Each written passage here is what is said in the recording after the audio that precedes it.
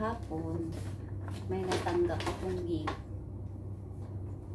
gift mula sa aking amo. Pinapapasok niya ako kahit andyan yung asawa niya. Binigyan ako ng pasa. Pero siyang ganito. Ayan. May libingan. Ayan. Pangalawa. Itong brand na to, Annabelle na to. Mahal dito to. Ayan. Marami na akong pantulog. Madalas siyang bigay sa akin pantulog. Gift daw ito niya para nung nag-holiday. Kasi nung holiday wala kaming pasok. Hindi ako napapasok pag holiday. Yan. Yung mga pinagbibigay niya sa akin. Tapos, yung pangatlo, eto, pabango.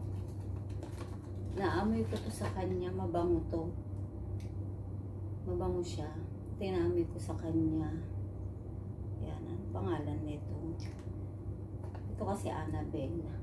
Basta yung brand na Annabelle, napakamahal dito. Kasi yun yan. Tapos ito, Smart Collection. Naamoy ko to sa kanya. Sabi ko, ang bango niya. Yung pala ito yon, yung binigay niyang papa ko. Smart Collection. Yan. Marami na naman akong pabango. Kasi last time yung pabango niya na regalo sa akin, hindi ko pa gaano nagagamit. Pero ito, pwede mong pandala-dala kasi maliit lang siya. Pwede mong pang travel ka or kung nakapagpunta ka sa malalayo, yan, pwede mo siyang dalhin. Yan lang. Tapos ayan siya. Yan, salamat kay Madam. Kahit paano, ito yung hadiah niya sa akin. Pat natin.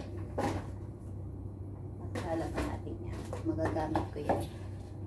Itong tasa, doon ko na lang ito gamit. Ay, hindi na lang. Saka na lang ito gamitin. Kapag ano. Ito naman kami tasa dito.